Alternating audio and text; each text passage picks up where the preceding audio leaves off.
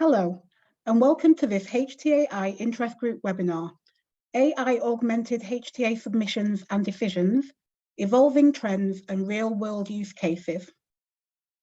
As we wait a few moments for further participants to join, I will share a few slides with you about the Society.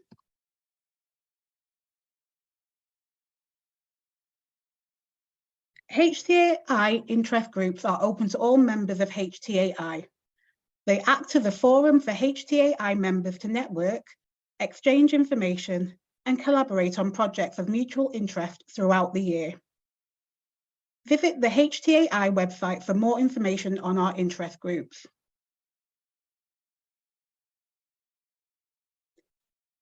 HTAi membership holds many benefits, including HTAi's premier events and specialized interest groups, free online access to ISHTAC, the International Journal of Technology Assessment in Healthcare, HTAi resources and news, including e-newsletters, bulletins, and international developments in HTA, full access to the HTAi Educational Offers database, an international network of HTA experts, innovators, and influencers, a community that's dreaming, shaping, and championing the future of HTA. For more information on membership benefits, visit our membership pages on our website. We kindly ask participants to remain muted until invited to ask questions. Alternatively, please submit any questions through the Q&A function on the Zoom webinar platform. Thank you again for joining us today. I will now hand over to Masood Tousi to formally welcome and introduce today's topic. Hi, everyone. I'm Masood Tousi, the chair of RWE and AI Intergroup. And I'm happy to open this this webinar, which is our 6th quarterly meeting of our IG for HTAi. The next slide, please. So a little bit of information about the RWE and AI Intergroup. We have built this interest group a few years ago with the mission of changing dynamics regarding real-world evidence and artificial intelligence generation, appraisal, and use in HTA, and with the objective of providing a network for education, communication, collaboration, and thought leadership among our members. We have currently 255 members, and we try to provide them a forum and catalyst for change, and allowing them to find each other and debate about the different topics, and also to provide a platform for education and training, and of course, providing also a place where they can find resources and tools for common and collaborative projects. The next one, please. I'm happy to briefly introduce our executive team. As I mentioned, I'm the chair of the IG, and I have the pleasure to work with 2 co-chairs, Dimitra Lingri and Elena Patelos. We have a project manager who's Yota Kopisiafti, and also technical officer to whom I send my thanks, who's Alessandra Blonda, and who has contributed a lot to make this webinar happen. The next one, please. We have a number of activities. If you want to learn about our activities, please send an email and subscribe to our email communications, and then you will also receive invitations for these quarterly meetings. Also, all of our events are recorded and added on a YouTube channel and also on HTAi, and you will see in the following slides QR codes allowing you to find those recordings. The next one, please. We have an ongoing also project. We have a number of projects, and one of these ongoing projects, which is quite hot, is rethinking the hierarchy of evidence. If you're a specialist in this area, or if you know any specialists in this area, please let us know.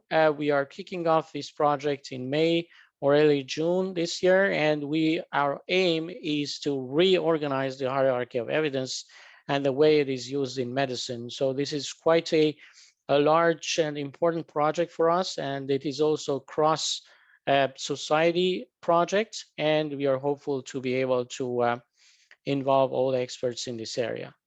The next one, please. Also, you can join us on social media. We are on Twitter, on LinkedIn, and of course on YouTube. The next one, please. And let me talk about a little bit briefly about the previous meetings we had.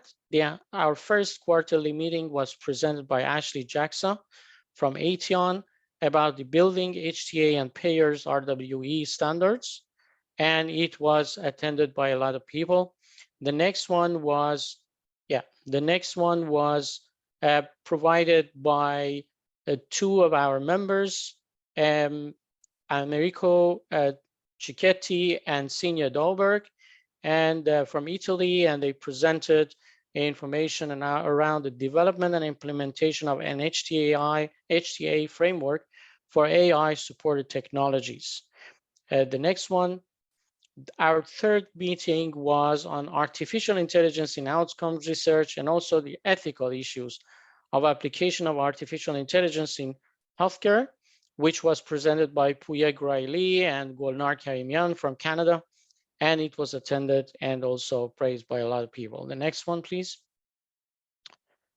Our fourth quarterly meeting was on the optimizing the use of RWE in HTA and in payer decision-making, presented by Karen Facey, Ron Ackhurst, and Oriol Sola Morales. And also, I invite everyone who's interested in this topic to check the YouTube video, and you will find it very interesting. The next one, please.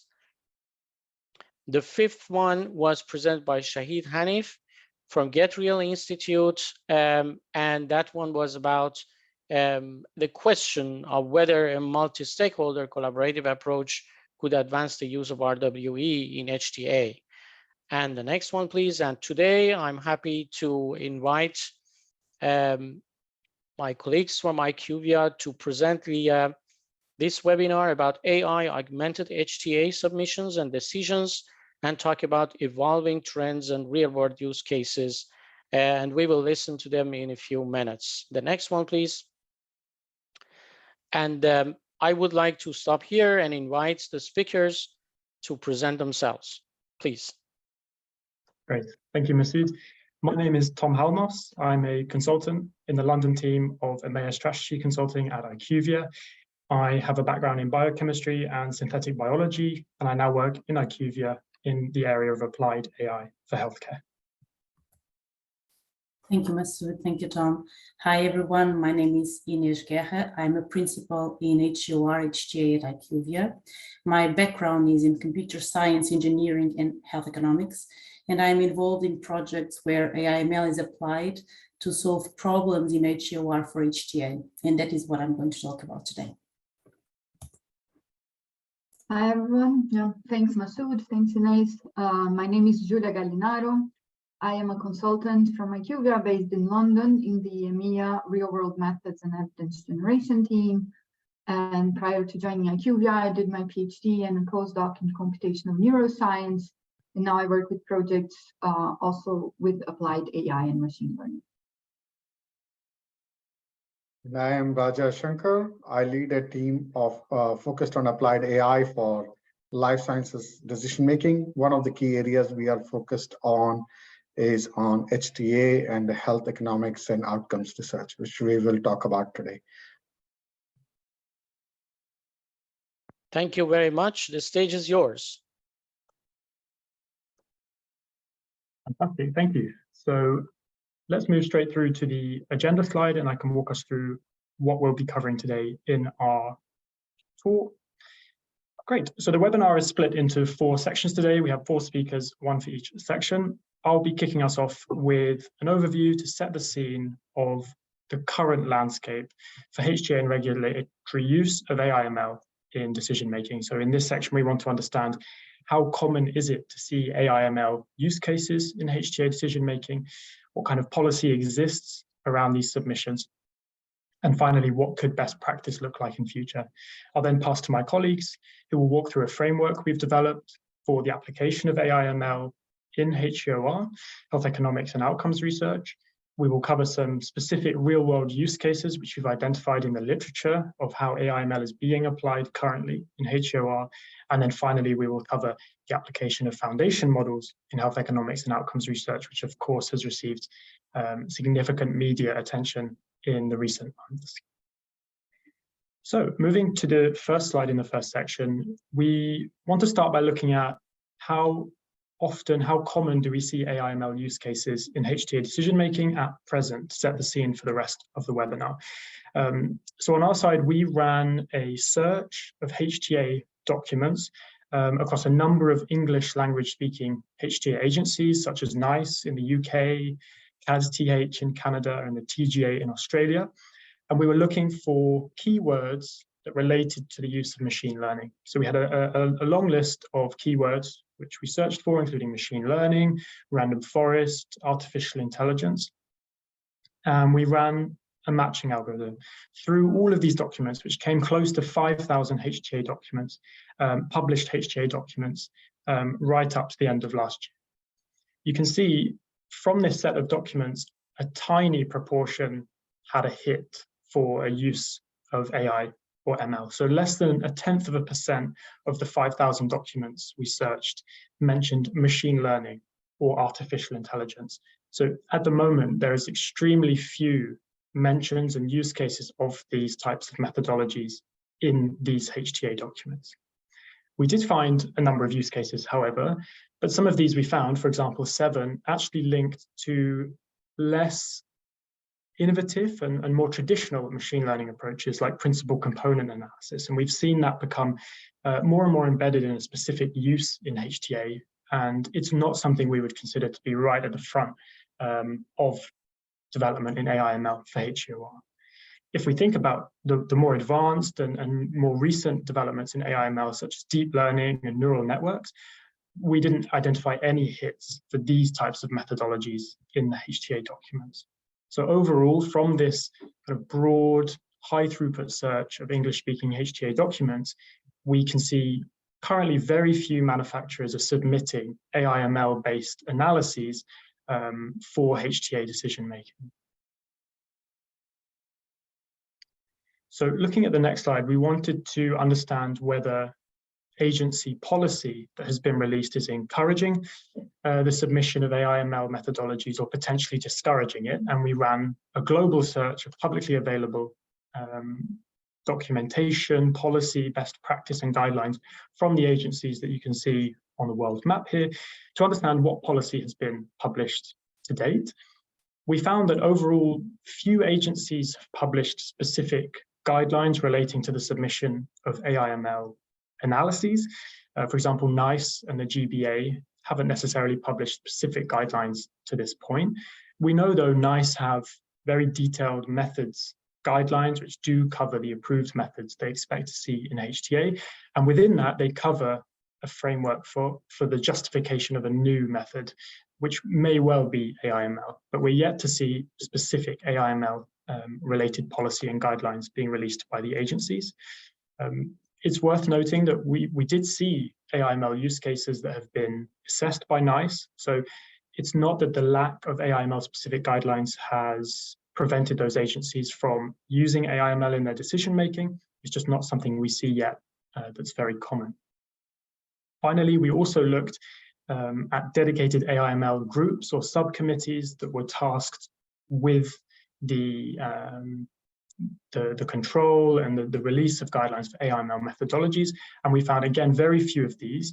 We do find one in Japan, for example. The PMDA have a subcommittee which is tasked with overseeing the adoption of AIML technology in that market. So overall, globally, we're not seeing many AIML specific guidelines being published. We don't see many working groups that are put in place within the agencies to manage the frameworks and best practice around this technology. So perhaps it's not surprising what we saw on the previous slide, very few use cases of of these methodologies in HTA decision-making at present. On the next slide, we wanted to start to understand what best practice might look like in HTA decision-making and HEOR for AIML. And we wanted to draw on a framework that was published by the ISPOR task force in 2022. And this Palisade checklist is an 8-element framework which gives a sense of the current thinking on what best practice might look like for the submission of AIML in healthcare decision-making. So walking through some of these aspects, the purpose of the algorithm is extremely important, that it's stated and that its implementation is fair and ethical. There needs to be clear justification about the appropriateness of the algorithm and whether it was developed within the context of that use case or was developed outside of that and then applied across. The strengths and the limitations of algorithms within context need to be very clearly laid out. Implementation comes up as a key element, thinking about whether the AIML piece will be accessed by patients. Has that been carefully considered? Are there resource issues? Sensitivity and specificity, of course, performance and accuracy need to be appropriately evaluated in terms that are robust and easily understandable and accessible for people making decisions, stakeholders. The algorithm characteristics need to be extremely transparent and clearly described and characterized in the same way any analysis would need to be in HEOR. The same can be said for data characteristics, that the set of data used within the analyses, again, needs to be very transparent and clearly characterized. That can be said for any HEOR analysis, but the key point here is there are multiple training sets or sets of data involved in an AIML algorithm, such as training, testing, validation, and each of those needs to be clearly justified and described in these types of submissions. And then finally, explainability, thinking about how easily understandable the method is to healthcare professionals, but also patients if they were to be interacting with this type of methodology. So overall, we don't currently see common uses of AIML methodologies in HTA decision-making. This may or may not be driven by the lack of guidelines, specific guidelines that are being published by the agencies, but we do see recent thinking on what these best practice may look like in the future. For example, the framework here published by ISPOR. So with that, I'd like to pass to my colleague Inesh, and she will start to talk about the frameworks where AIML can be used in HEOR. Thank you, Tom. So if we go to the next slide, please. So while AIML methods can bring value to the decision-making process, they might not be the most appropriate for some decision problems. And here we have a 4-criteria decision tree that helps to identify for which types of problems AIML is best suited. So we should start by asking, is the analytical objective to make a prediction? AIML is best applied when the analytical goal is prediction, not inference or description. So for example, the AIML methods could be used to answer questions like, which individuals are at the highest risk of diabetes, but would have limited value for questions such as, what is the demographic profile of patients using statins? Or is the association between a given oncology treatment and overall survival significant? Then we should ask if the data are complex. That is, if complex, non-linear relationships between variables are expected. Data sets with many variables often contain more complex associations. And the AIML generally deals with complex data more effectively than other methods. So the third criteria is whether full transparency is required. And by transparency, we mean the ability to understand the relationship between the inputs and the outputs. The AIML methods are often referred to as black box. So the need for transparency depends on the application. While, for example, in speech recognition, the performance of the output is of most importance, when we are trying to understand the relationship between patient characteristics and clinical outcomes, transparency becomes a priority. Finally, has a simpler approach been considered? In some situations, predictions with good performance can be made using simpler models on fewer variables. And because of that, these simpler models, like regression analysis or simple decision trees, should be trialed first. For example, if the aim is to build a risk calculator where individuals can compute their own risk for a major disease, the final solution would need to be restricted to a handful of key risk factors. Otherwise, it could jeopardize the uptake of the risk calculator. Next slide, please. So in some situations, a hybrid approach where we use AIML methods alongside classical methods will yield the best results. So in this current study, the aim was to use early disease detection algorithms to find undiagnosed patients with tuberous sclerosis complex, which is a rare disease with a prevalence of 1 in 15,000. So 4 algorithms were developed. The first was based on rules created from consultation with clinical experts. 1 in 25 patients predicted by this algorithm received a diagnosis of the disease at a later date. The second algorithm used an epidemiological approach based on logistic regression. With this algorithm, 1 in 13 predicted patients received a diagnosis of the disease at a later date. And the third algorithm used data-driven AI methods, and with this, 1 in 6 predicted patients received a diagnosis of the disease at a later date. Finally, the best performing algorithm was based on a hybrid approach, where AI methods were used alongside clinical knowledge for variable selection. And with this, 1 in 4 predicted patients received a diagnosis of the disease at a later date. Next slide, please. So AIML methods can be used in various ways in HEOR applications, and this depends on the specific needs and context of the study. So we could use AIML as the main method, which can be particularly useful when dealing with complex data with non-linear interactions. In this context, AIML can provide powerful tools for data exploration, feature selection, and predictive modeling that can help identify important factors and relationships that would otherwise be difficult to detect. So on the other hand, AIML can be used for hypothesis generation, where the data are analyzed using AIML methods to identify potential associations and patterns, which can then be tested using more classical methods to verify the findings. And finally, a hybrid approach can also be used, where AIML methods are used in combination with more classical methods to complement each other. For example, AIML methods can be used for data pre-processing and feature selection, while traditional classical methods are used for statistical inference and hypothesis testing. And this can provide a more comprehensive and robust analysis because it leverages the strengths of both types of methods. Next slide, please. So in various ways, AIML can enhance the value of different areas that are critical to HEOR. For instance, in cohort selection, AIML can be used to identify treatment and control groups for a study. And this can be achieved through classifying patients based on the outcome of the treatment, clustering patients based on non-pre-specified characteristics, or selecting patients based on characteristics in health electronic records. And the benefits of using AIML in this context include the ability to avoid pre-specified features for classification and the consideration of non-linear data.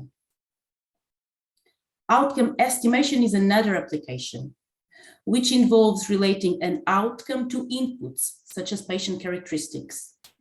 And here, AIML can be leveraged for predicting the output based on input features, reducing covariates in predictive models, identifying confounders of clinical effects, and estimating propensity scores. So the use of AIML in this context also offers several advantages, including the potential for better predictive modeling and more robust causal inference. Additionally, it can also help to reduce overfitting and improve generalization, leading to, of course, more reliable and accurate outcomes.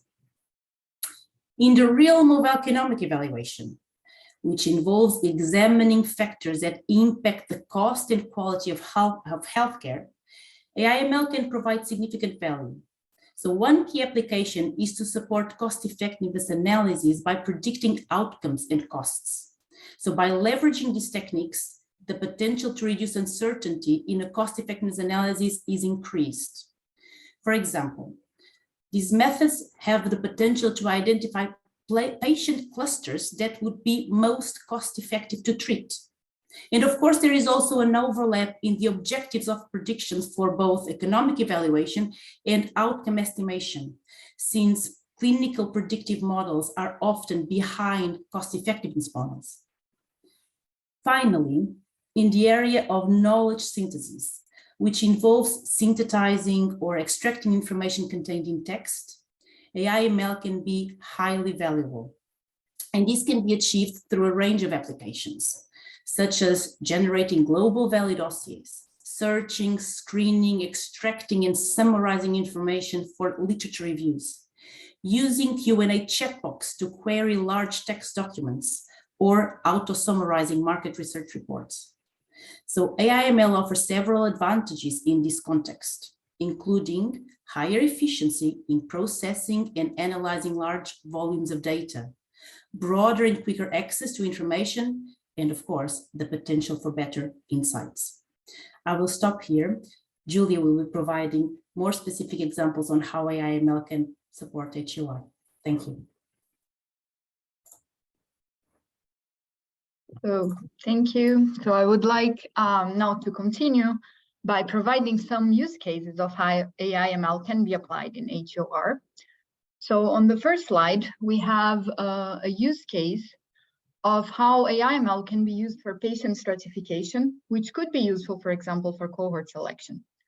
So this was a study that was focused on non-small cell lung cancer, and they were interested here in characterizing what were the drivers of the treatment choices for patients and how these choices affected patient outcomes. And the way they did this was by firstly defining each patient, representing each patient by a sequence of treatments that the patient received. And then they used a machine learning algorithm, which belongs to a class of algorithms called clustering algorithms, that basically cluster these patients with respect to their treatment pathways. So the idea is that within each cluster, there would be patients that have similar treatment pathways. And further on, they can run then a series of analysis to characterize these clusters. And this can be then a traditional analysis. So for example, here on the slide, we have some examples, such as the baseline characteristics that define the patients within each cluster. On the second point there, we have the actual treatment pathways. So this figure is a bit complicated, but the idea is that each one of these columns reflects one of the treatments that the patients could have had in order. And each one of these lines would indicate one of the patients. And the idea is that when we have very thick lines, it means that many patients within that specific clusters were following that specific pathway of treatments. It is then also possible to do a survival analysis for the patients within each cluster. And finally, on the last one, cost effectiveness analysis for each one of the clusters. So this is one example where machine learning is being used to stratify the patients with this clustering algorithm, but then later on, the analysis to characterize each one of the clusters are actually performed with traditional analysis tools. Moving to the next slide, we have then an example of how machine learning and AI methods can actually be used for outcome estimation. And here we can basically say that there are two ways with which AI and ML can be applied to outcome estimation, which would be through predictive modeling or through causal inference. So in terms of predictive modeling, machine learning offers a set of techniques which are very powerful to identify features that are correlated with an outcome of interest. So for example, trying to predict an outcome from a set of variables that you're interested on. It can, however, also be used to support other analysis. For example, machine learning can be used for selecting covariates that would then be used on a survival analysis, for example. And in this case, selecting covariates could be useful, for example, for reducing overfitting, and that would then allow for better generalization. In terms of causal inference, AI and machine learning methods, again, can be used as a support. For example, for estimating propensity scores, they are then going to be used for a causal inference analysis. We have a use case of this coming up. It can also be used for hypothesis generation, which would then be tested with more traditional methods. And finally, there are also methods available that can be used to estimate directly the causal effect. So for example, for doing causal inference. And this would be some examples, the doubly robust methods or Bayesian networks. Yes, so next slide, please. On this slide, we have a use case where machine learning methods were used for estimating propensity scores in a causal analysis framework. So what the authors of this paper were interested on was comparing different techniques for estimating propensity scores and evaluating then the results of the causal analysis that they run, so the treatment effect estimations. And they did this using simulated data. This is important to say. So everything was done using simulated data, which allowed them then to evaluate directly the performance of the different methods. And they used, for example, the logistic regression method, which is traditionally used for estimating propensity scores, but also a set of other machine learning techniques that are written there on the table. And what they did was to use these methods in different scenarios, which differ themselves in terms of complexity. And complexity here refers to the relationship between the variables in the model. So for example, between the confounders and the outcome of interest.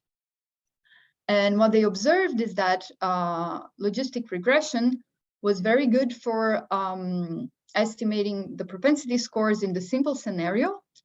However, when we came to complex scenarios where we had, for example, a lot of nonlinear interactions between confounders and the outcome of interest, then logistic regression started having a performance which was worse than in the simple case.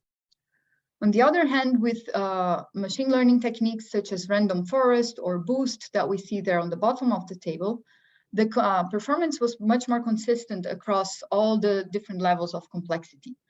So we actually had the models, we can see there that the models were performing with a small bias and small uncertainty for both simple and complex scenarios. So this indicates that, again, machine learning and AI might not be necessary for every single problem or better for any problem you have, but depending on the specific problem, or in this case, the specific model we have, or the specific system we are trying to model, they could offer better results. But this, again, has to be evaluated on a case-by-case basis. Yeah, so moving to the next slide then. We now have a use case of machine learning, again, being used as a support for more traditional techniques. And in this specific case, it is for covariate selection in, for example, survival analysis. So one of the models that you could use from machine learning for doing covariate selection is a model called Lasso. And we have here an explanation on the side. So let's assume, for example, you want to do a regression analysis in order to predict a certain outcome given a set of variables.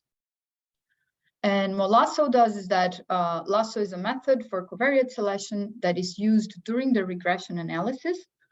And what it allows you to do is to select a subset of your variables.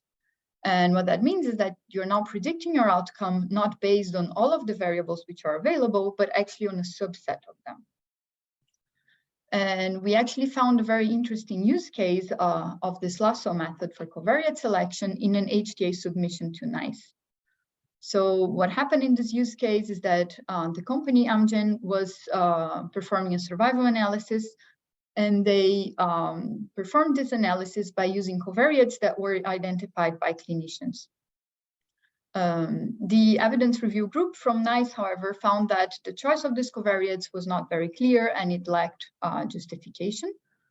And in response then, Angem, what they did was to perform then the covariate selection for the survival analysis using a set of different methods. And one of these methods was actually a machine learning method, which is the lasso one that we just talked about. And what's very interesting about this use case is that after reviewing all these methods, NICE actually decided that the preferred method, according to the evidence review group, was the lasso method, which is a machine learning based method. So what's interesting here again is that we see that in some cases, machine learning can be used then to support another method. So here by selecting covariates in a data-driven way, you could have systems that are less prone to overfitting and that could better generalize then to other unseen data. So following to our next slide. So AI and machine learning methods can also be useful for improving economic evaluation. And here we have two ways with which this could happen. So machine learning methods can be used directly to predict outcomes and costs for an economic evaluation. However, economic evaluation could also be improved indirectly through AIML methods being applied to different categories or different activities, including some that we have seen already. So we have there some examples on the circle around improved economic evaluation. For example, AI and machine learning could be used for cohort selection, for causal inference, hypothesis generation, and outcome prediction. And the idea is that if there is an improvement from AIML, from using AIML in any one of these other fields, it could then indirectly impact the quality of the economic evaluation that is performed. So on the next slide, we actually have an example of when machine learning methods were directly used to predict the outcomes and the costs of an economic evaluation. So the idea here is that the authors were interested in using AIML methods to, again, predict outcome and cost, suggesting that this could then be used for giving personalized treatment recommendations to patients. So the idea is that at the start of an intervention, it's not yet clear which specific individuals will will benefit most from one treatment or from another. And the idea then was see whether AIML could help with that and then provide personalized treatments. So what they did was to use then different machine learning techniques for that. They first used lasso method, which we just discussed about, to perform covariate selection. And they then, based on this covariate selections, they used different machine learning techniques such as support vector machine, regression trees, to predict directly the outcome and the costs of specific patients based on their baseline characteristics. And they then use this predicted cost and outcome to perform a cost effectiveness analysis. And what they suggest is that such methodologies could be used to provide personalized treatment recommendations to patients. So moving now to our last slide of this section, we have then a use case where how AIML could be used for knowledge synthesis. So the idea here is that one of the examples is that currently there are many technologies based on natural language processing techniques that can be used to help, for example, the screening process in a systematic literature review. So here on the right side, we have some examples of this, such methodologies or such tools. We have there, for example, Swift Active Screener, Abstractor, Robot Analyst. And the idea is that, I mean, with some differences, these are methods that are based on machine learning, and they allow for a semi-automated screening in most of the cases. And the idea is that they are used to predict how relevant certain papers or abstracts could be for a given study, and they then can give preference to some of those which are more relevant, and this should make, in theory, the screening for the systematic literature review a more efficient process. One thing to keep in mind here, though, is that although the studies have been shown in some cases to really improve the efficiency, sometimes it can come at the cost of missing potentially relevant records. So here it comes one very important thing, again, coming back to the best practices that Tom was talking about through the Palisade on the beginning of this talk. As part of best practice, is also important to evaluate these cases and then take action whenever necessary. So, for example, this could include, in the case of screening, the use of humans in the loop for performing quality checks at different stages of the process. And here on the left, what we have is an example of also a recently published paper that actually created a framework of best practices for using AI/ML-based technologies or tools for supporting literature reviews. And with that, we finished our use cases section, and I would like to then pass over to Raja. Thank you very much, Julia. In this section, I'm going to be talking about the next generation of AI with foundation models and what some of the applications there could be. If you go to the next slide.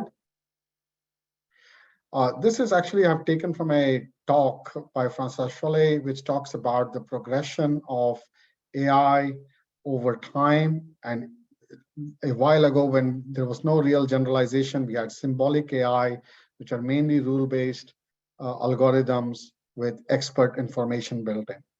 Then the second, most of what we have been talking about so far is the local generalization, which is task-specific AI for machine learning that does patient diagnosis, prognosis, outcome predictions, but they are single task models.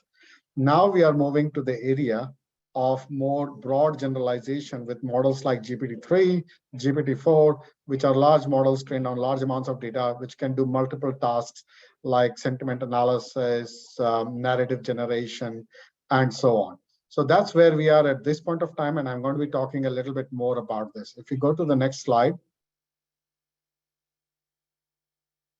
Now, what is GPT? Everyone probably knows what GPT or ChatGPT now is because everybody has access to it.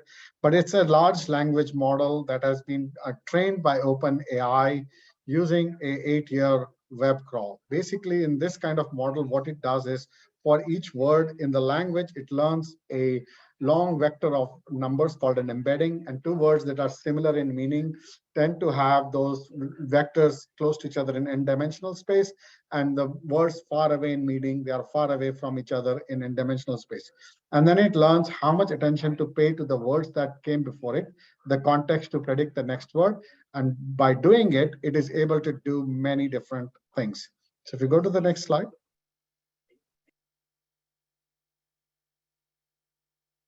So a GPT model can do many different things, and so it can do, which can be applied in HEOR, so it can do translation in 25 different languages, and it's pretty good at those translation. You can use it as a chatbot, putting it on a source of data and then asking questions about the data, but also wanting to extract information about the data.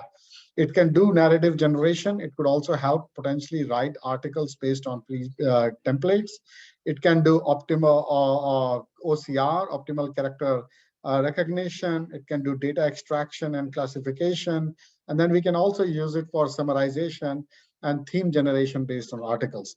Within HEOR, we could also use it for using code generation, for cohort selection, for outcome estimation, and many different things. Even we can use it for analysis, especially the coding capabilities of GPT-4, which you can ask it to write code to solve certain kinds of problems.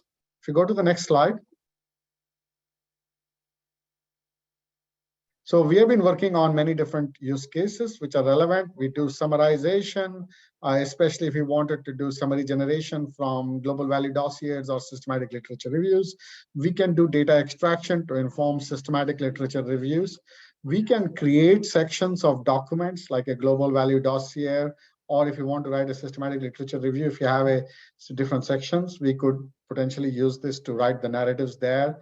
We can generate themes by looking at, say, if you do primary market research, for example, or if you look at multiple HTA documents, you want to understand the themes that are emerging from it, we can do that. We can deploy it as a conversational engine on many different documents on the back. Say, for example, if you want to look at all the HTA assessments across countries and you want to probe that in a conversational form, you can do that. And finally, we can also do sentiment analysis. If you go to the next slide. Now, this is just to summarize. We talked about the current uses. We talked about the emerging trends as to how HTA agencies are looking at it. Overall, we see that it's early days in terms of the use of AI, ML, and HTA and HEOR, but this use is growing. We are seeing a large amount of interest, and especially with the advent of these new kinds of models that I was talking about now, there's a high likelihood that the use of AI and machine learning and HTA and HEOR is going to grow in the next years. And we'll also see agencies coming up with guidelines on the use of AI in HTA and HEOR. So at this point, I will stop the presentation from our side and open the floor for any questions and comments. Thank you very much. Thank you very much. Thanks a lot. Speakers, thanks. And I think it was a very good presentation and I learned a lot. I think we have a number of questions. Just let me check if the questions, I will treat them by the order of arrival. Yeah, so the first question is for me, rethinking the hierarchy, with which society are you working? So the project is not kicked off. It will be kicked off in June or May. And we have already discussed with a number of experts, of whom experts from ISPI, ISPOR, and Get Real for the time being. Can you post the links to these studies being referenced? Yeah, I don't know which study you're mentioning. But yes, why not? We can do that, of course. Do you have guidelines for use of proprietary data in GPT prompts? I think this is for Raja, right? I mean, these guidelines are emerging, and I guess it depends upon each organization what their policies would be. Currently, OpenAI has put some policies that they will not use the data that is put there, but unless you have a contract, don't know for sure. So different organizations are trying to figure this out. Of course, if you get a proper contract in place with Microsoft or OpenAI, and you do this through an API access in your tenant, you can think about how to protect IP on any kind of proprietary data in this space. Thank you. The other question is, in light of the presented real-world evidence examples, how can collaboration between AI developers, HTA professionals, and healthcare stakeholders be fostered to ensure the optimal use of AI and RWE in HTA while maintaining the quality and integrity of evaluation process? I think one thing we found.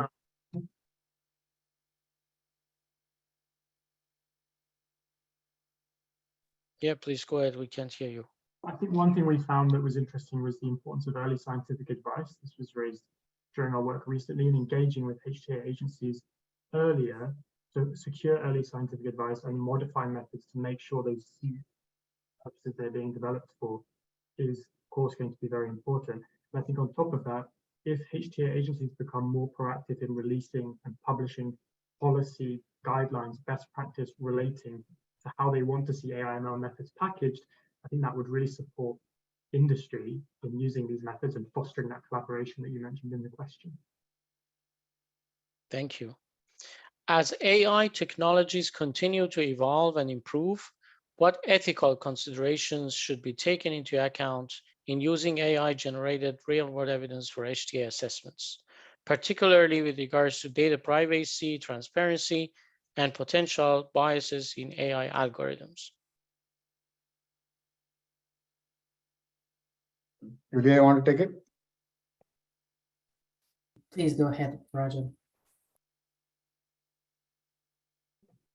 I think on this one, this is an important question, and we need to consider this explicitly. And there are some guidelines being put by different agencies on ethical use. Of course, we need to be considerate of GDPR regulations in terms of data privacy, data use, and so on. I think we should, to the extent possible, make the algorithms as transparent as possible so people can investigate it. We should explore more explainable AI so we can understand why the different predictions are happening. But then I would also say that on the other hand, AI could also help maybe reduce bias, because human beings have a lot of bias. We are often sexist and racist and make a lot of biased decisions. So perhaps the AI can help us become less biased with technology. Indeed, it could be. When we look at the number of car accidents, everybody thought that the car accidents would increase with self-driving cars, but they have dramatically reduced. It could be of interest also for the person who asked the question that in our IG, so RWE-AI IG, we have also another IG, another interest group in HTAi called the ethics interest group. So we have some collaboration with them, and there has been a project which was for which there was a meeting last week, and I think we can provide you some updates in future about that project, because in that project, two of my colleagues in the steering committee attended also, and there were other interest groups also involved. How do you work around the token limits in feeding GTP multiple documents?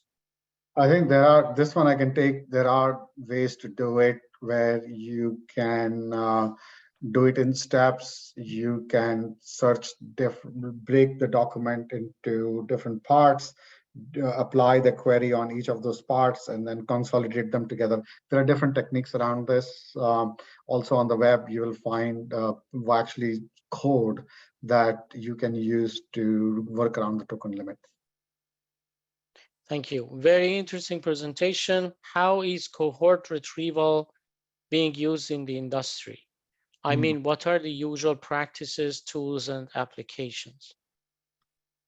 So I can answer this question from the aspect of AIML. We've seen two real use cases appear for cohort retrieval. One in the structuring of unstructured data in the real world. So thinking about electronic medical health records or other unstructured patient data, identification data, we've seen use cases of AIML in natural language processing, language models, in extracting and structuring very unstructured data and allowing patients to be recruited or selected quicker, more broadly, and from data that previously couldn't be used in a high throughput way. So there's that element of structuring unstructured data. We've also seen the use of AIML in cohort retrieval in clustering of patients. So using AIML to represent patient characteristics in different dimensionalities, so vectorization of patient characteristics, embedding. We've seen some really interesting use cases in identifying similar patients who match inclusion-exclusion criteria by looking at how far the patients are away from each other in this higher dimensional space created by the AIML algorithm, rather than just running patients through a series of inclusion-exclusion rules one by one. So a few different use cases here for AIML in cohort retrieval. Thank you.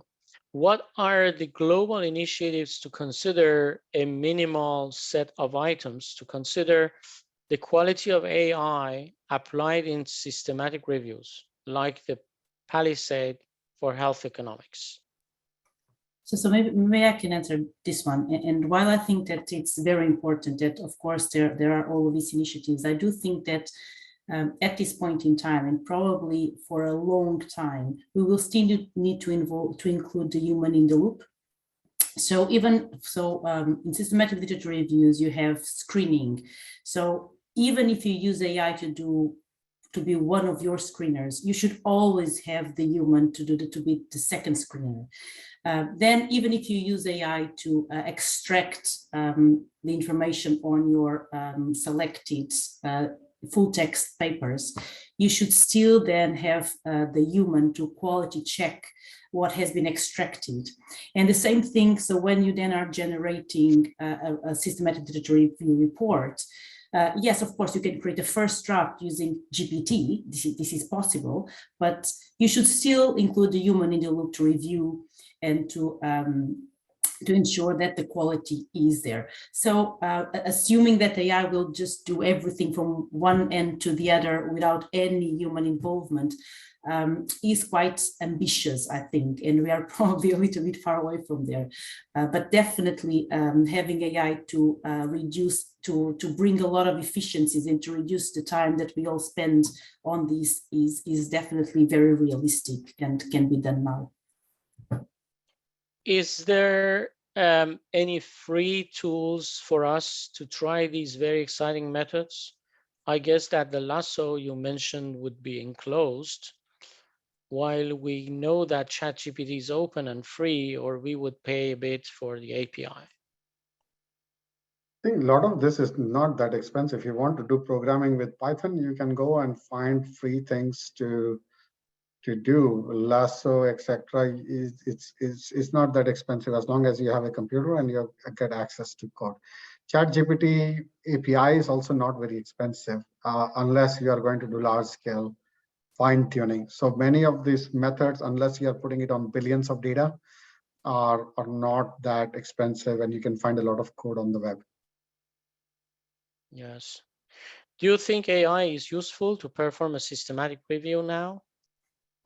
So I think I probably answered more or less this before, but yes. So actually, there are quite a lot of tools that already use AI to do screening, so some kind of screen-supported AI. But recently, with GPT, we see that it can actually go beyond that.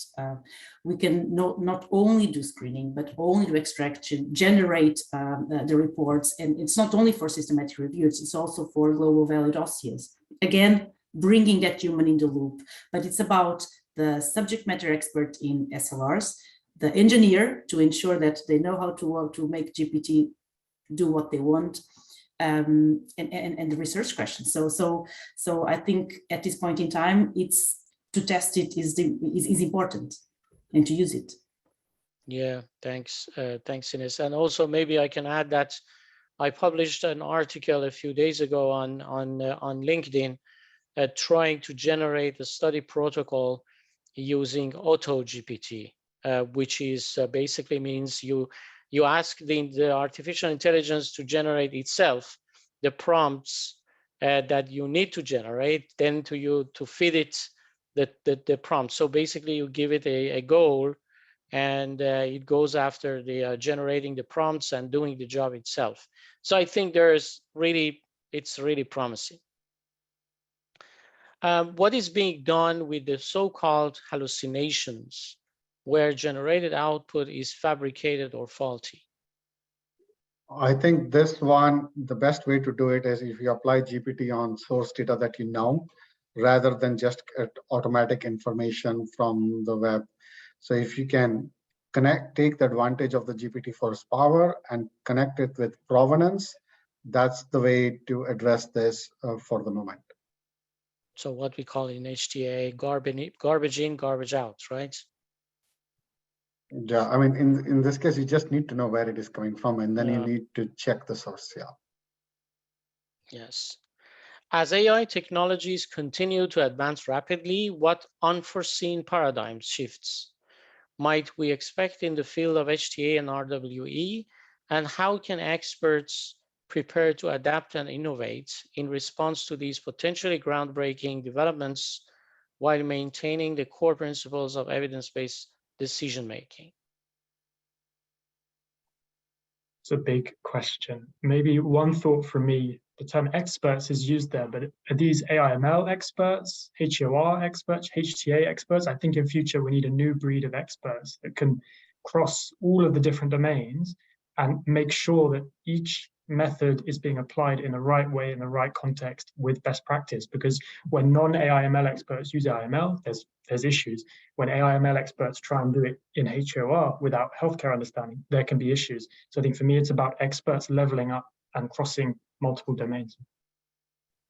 Thank you. So I'm conscious of time, and I would like to thank again all of our speakers and also participants to this call. I saw that we had about 145 participants at some point in the call, so this is really great. And I would like also thank our technical officer and also the Secretariat of HTAi for helping us organizing this. And please join us, join HTAi if you're not already a member. If you are a member, join us in this interest group, and we will talk to you the next quarter. Thank you very much. Thank you. Thank you.